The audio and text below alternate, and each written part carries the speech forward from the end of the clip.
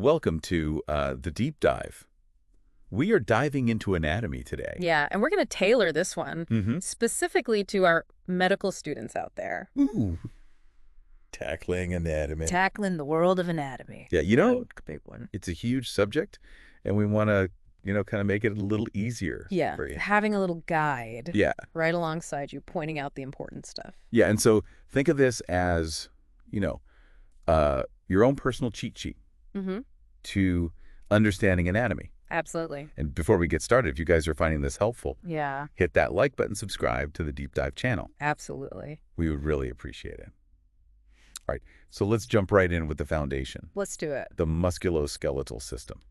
Yeah, it's Ooh. it's easy to get lost in all the details, all the little bits and pieces. Yeah. But the big picture. Yeah. When you take a step back and think about it, this is the system that shapes us. This is what lets us move. Yeah, this is what protects our organs. Yeah. So Pretty important. pretty incredible. It is. It's like the framework that everything else is built on, and Yeah. it's made up of bones, joints, and muscles. Mm-hmm. But when we look at the skeletal system itself, how does it all kind of fit together? All right, so think of it like a building, Okay. right? You got the axial skeleton. Uh-huh. That's like the central core. Okay. So we're talking skull, the vertebral column, rib cage. The central support. Yeah, all providing that essential support and protection. Yes. And then branching out from that, you have the appendicular skeleton. Yeah, so that's like Right. everything else, the limbs, the shoulder girdle, pelvic girdle, Yeah. all that, allowing for all that incredible range of motion. Yes. All that movement that we have. And here's a fact All right, hit me. that might surprise you. Okay.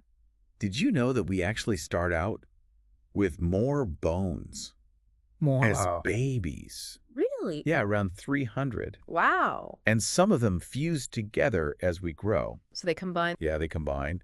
And we end up with 206 in adulthood. It's a lot of combining. It is a lot of combining that's going on. I had no idea. I know. What? I know. It's fascinating. All right. So all of those 206 bones working together, Yep. along with the joints, cartilage, ligaments, all that stuff, working together to do some pretty incredible things. They provide support, Yes. allowing us to stand upright. Mm-hmm. And they let us move. Yeah, and think about how crucial that is, Oh, yeah. for your future patients. Absolutely. Understanding how that skeletal system facilitates movement is key Yes. to diagnosing and treating mobility issues, whether it's, a sports injury, a fracture, Uh-huh. a degenerative condition like osteoarthritis. Yeah. It all comes back to that movement. It does. It's not just, Yeah. memorizing names and locations, Right. but understanding how it works. Yeah, how it works in a living, breathing person. Yeah, exactly. Yeah. All right, so let's kind of dive into the different components of the skeletal system. And let's start with cartilage. Okay, so cartilage is fascinating Ooh. because it's avascular, meaning it doesn't have any blood vessels. No blood vessels. Nope. So how do you think it gets its nutrients? That is a good question. Mm-hmm. If it doesn't have blood vessels, it has to get it Yeah, in a different way, maybe diffusion from the surrounding tissues. you got it. Okay.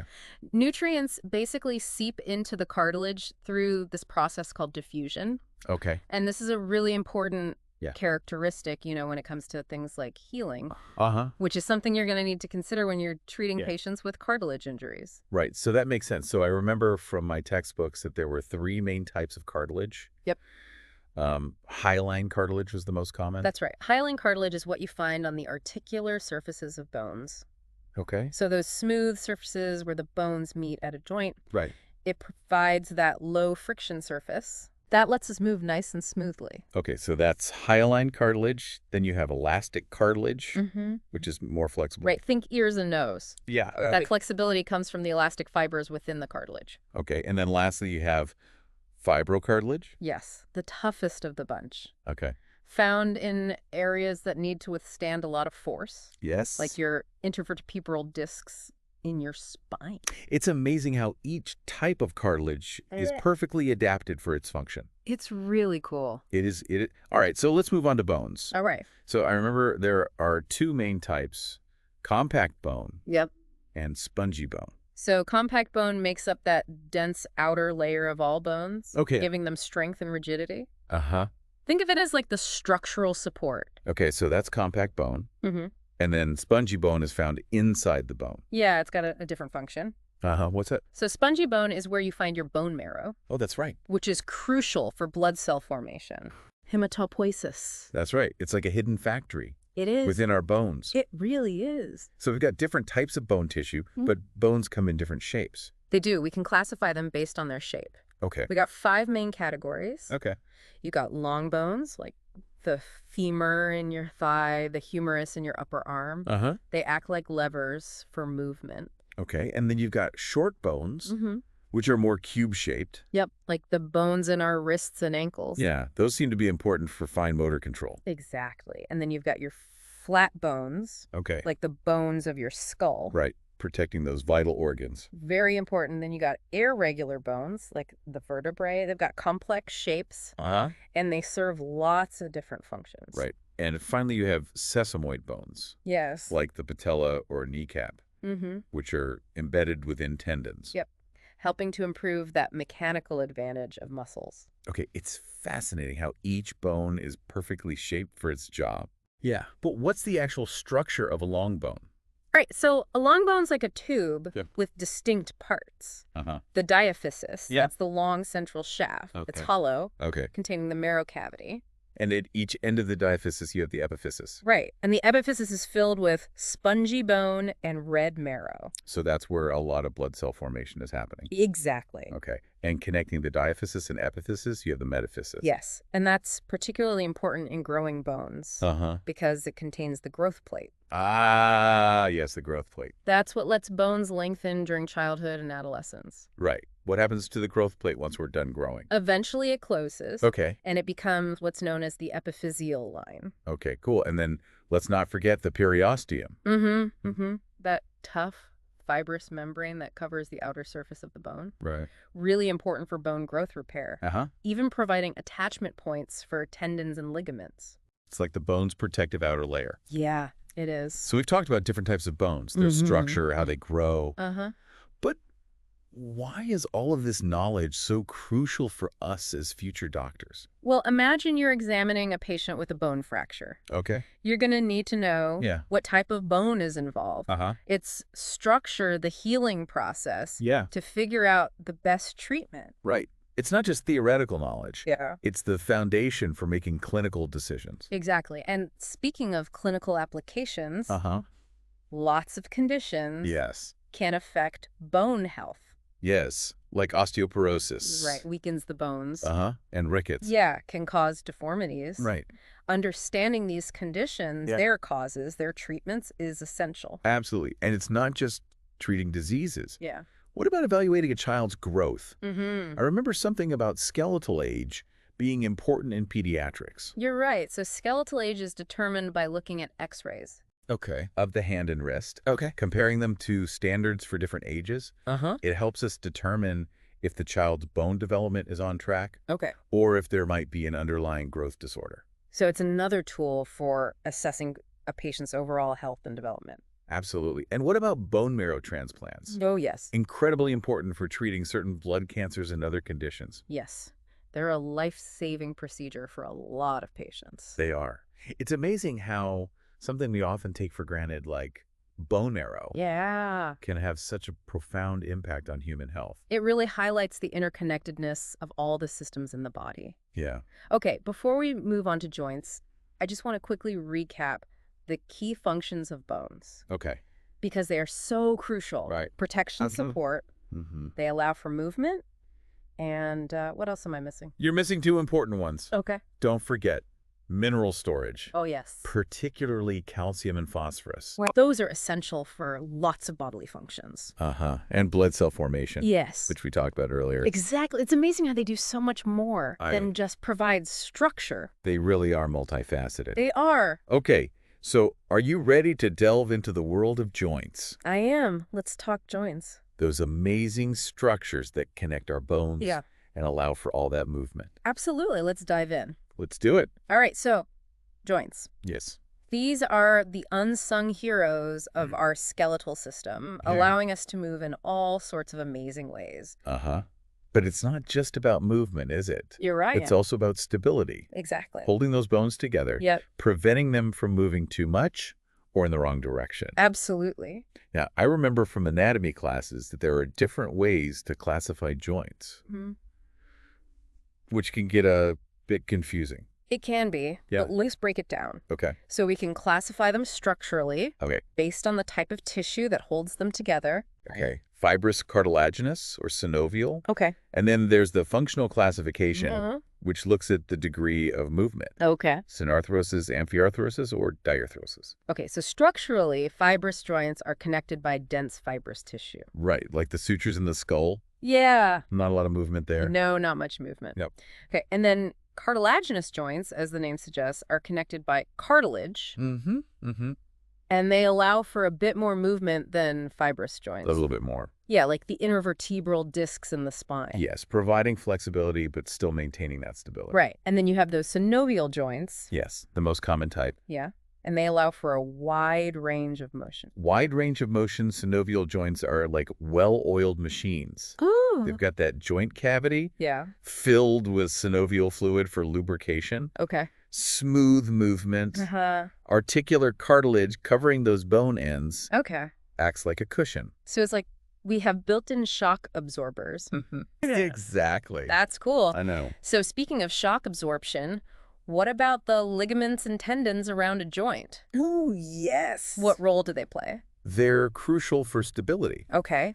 Ligaments connect bone to bone, limiting that excessive movement, preventing dislocations. Right. Tendons, on the other hand, connect muscle to bone, allowing us to control that movement and generate force. So ligaments are like strong ropes holding the bones together. And tendons are the cables that transmit the force. Transmitting that force from the muscles to move the bones. That's a great analogy. I like it. Okay. And clinically, understanding that role of ligaments and tendons, that's crucial for treating sprains, strains, other joint injuries. Right. You're going to see a lot of that. You're going to see a lot of that. Yes, absolutely. All right. So let's dive a little deeper into synovial joints. Okay. I remember learning about different types. Yeah.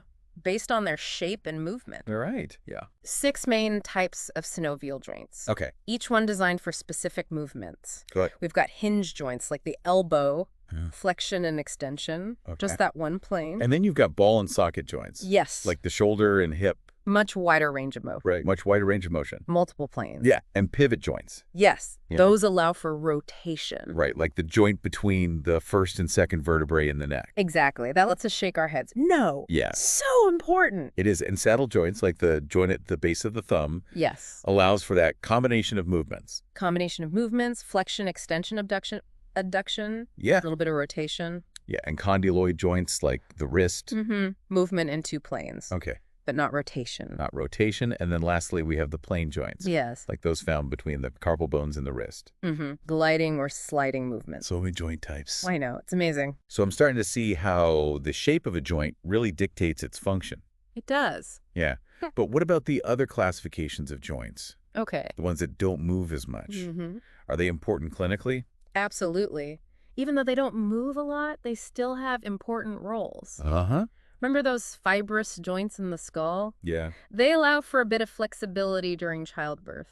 That's right. And what about the cartilaginous joints, like the symphysis pubis?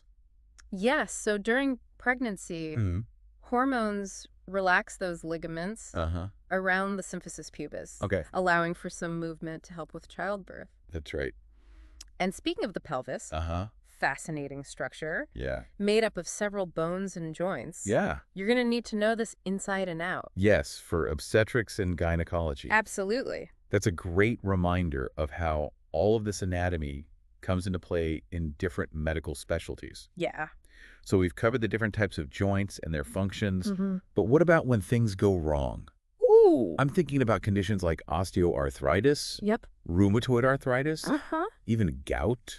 Common conditions. Very common. That you're going to encounter as a physician. Right. Osteoarthritis, degenerative joint disease, cartilage wears down, leading to pain and stiffness. Rheumatoid arthritis. Yes, that's an autoimmune disorder. Okay. Attacks the joints, causing inflammation and damage. And gout. Yes. Caused by a buildup of uric acid crystals. In the joints, leading to sudden and intense pain. Intense pain. Yeah, so recognizing these conditions understanding their underlying causes, knowing how to manage them. That's crucial Yeah. for providing effective care to your patients. Absolutely. It's not just about memorizing the names of the bones and joints. Right. It's about applying that knowledge Yeah. to diagnose and treat real-world medical conditions. Absolutely. All right, so let's shift gears now and talk about the muscular system. Okay. Which is intimately connected to the skeletal system. And, of course, the joints. Absolutely. Ready to dive in. I am bring on the muscles. Let's do it. So muscles are what bring our skeletons to life. Yes, they do. They allow us to move, interact with our environment, and even express our emotions. It's amazing. So muscles, they're pretty incredible. They are, they're the powerhouses of movement. Yeah. You know, they contract, they relax. Yeah. They allow us to do all these incredible things.